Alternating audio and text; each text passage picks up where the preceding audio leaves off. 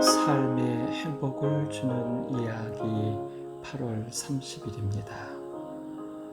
아브라함이 눈을 들어 살펴본즉 한 수양이 뒤에 있는데 뿔이 숯불에 걸려 있는지라. 아브라함이 가서 그 수양을 가져다가 아들을 대신하여 번제로 드렸더라.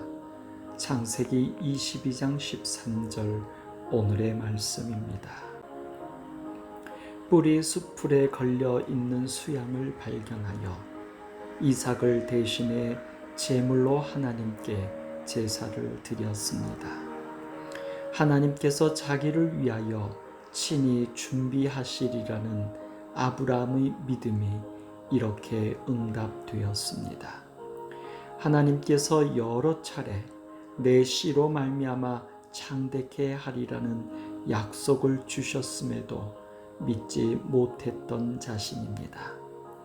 그러나 하나님은 기어코 이삭을 주셨고 아브라함은 자신의 무지와 불신을 회개했습니다.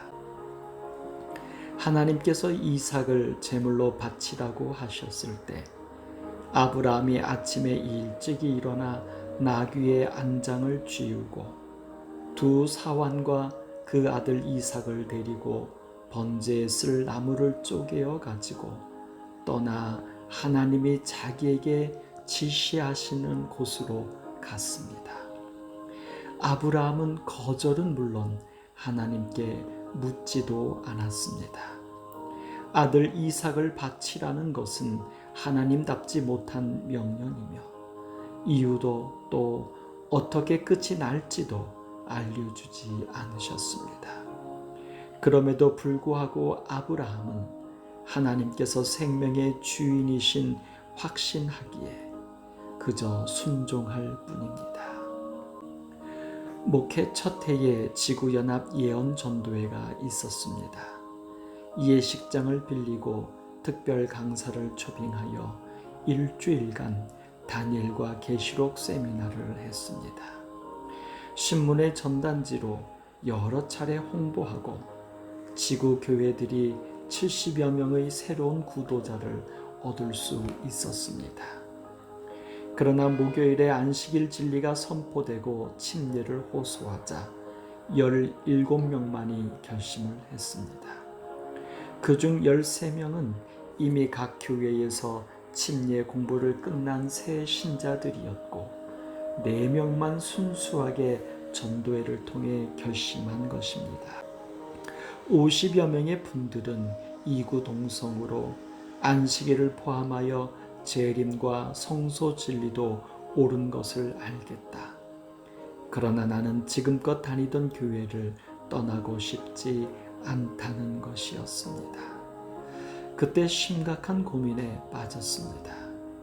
신앙은 하나님께 순종하는 것인데 어떻게 이럴 수 있을까? 그러나 30여 년 재림교회 목사로 살다 보니 그들의 선택이 의아하지 않습니다. 왜냐하면 진리를 따라 사는 우리들도 순종보다 나의 판단, 나의 유익, 내가 좋은 것을 우선하기 때문입니다. 수양은 어떻게 뿔이 숯불에 걸려 있었던 것일까요? 수양이 만약 사람에 의해 키워지는 것이었다면 분명 잃어버린 양이었을 것입니다. 만약 사냥으로 야생이었다면 혼자 먹을 것을 찾다가 숯불에 걸려 죽음을 기다리는 존재였을 것입니다.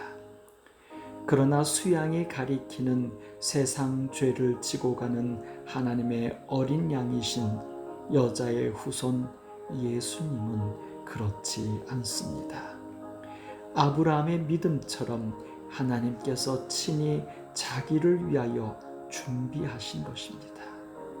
예수님은 실수로 오시거나 어쩔 수 없이 죽으신 것이 아닙니다. 십자가의 죽음이 쉽거나 고통스럽지 않아서도 아닙니다. 의무감이나 책임감 때문도 아닙니다. 그것은 우리를 사랑하시기에 스스로 선택한 행복입니다. 아담이 범죄하고 숨었을 때 하나님께서 찾아오셔서 내 머리를 상하게 할 것이요 너는 그의 발꿈치를 상하게 할 것이라고 하나님이 선언하신 것입니다. 베드로는 그는 창세 전부터 미리 알리신 바 된 자라고 알려줍니다.